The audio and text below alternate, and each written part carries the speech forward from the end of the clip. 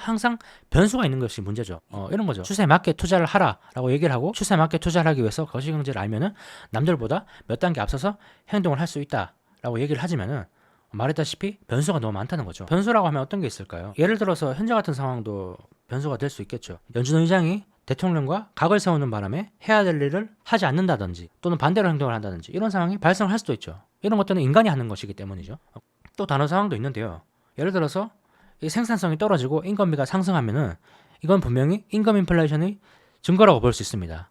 이런 임금 인플레이션이 발생할 것 같은 상황에서는 연준은 금리를 올리려는 경향이 강합니다. 그러면은 금리를 올릴 거라고 생각을 해서 거기에 대한 베팅을 할 수가 있는데 실제로는 연준이 금리를 올리지 않을 수도 있다는 거죠. 왜냐하면 경기가 호황기일 때 이런 임금 인플레이션이 발생한다면 연준은 금리를 올리겠지만 반대로 경기가 침체 쪽으로 가고 있을 때 또는 애매할 때 이럴 때는 연준이 어느 정도 임금 상승을 묵인할 수 있는, 용인할 수 있는 상황도 생긴다는 거죠. 경기가 회복되길 바라는 연준은 인플레이션에 대해서 민감하게 반응을 하지 않을 수도 있다는 그런 의미가 되겠습니다. 그런 상황도 있다는 거죠. 또는 변수뿐만 아니라 다른 문제도 있는데요. 예를 들어서 앞에서 봤다시피 이 주식시장 같은 경우에는 경기에 선행해서 움직입니다. 다른 사람들보다 더 먼저 빨리 투자를 해야지 이득을 볼 수가 있는데 선행 지표는 다른 사람들도 다 같이 볼 텐데 그 선행 지표를 보고 투자를 하면은 늦을 수도 있다는 거죠. 그러면 사람들은 선행 지표보다 먼저 알 수 있는 지표를 또 원할 것이고 그런 것들을 찾는 사람들이 수익을 올릴 수가 있겠지만 우리는 그런 것들을 알기 어렵죠. 연준 의장 정도 돼야지 그런 것들을 미리 알 수 있을까요? 트럼프 정도 되면 알 수 있을까요?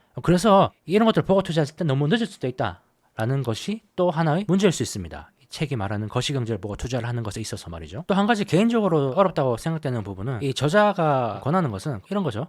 거시경제에 맞게 민감하게 포트폴리오를 조정을 해라, 수정을 해라 라고 얘기를 하고 있습니다.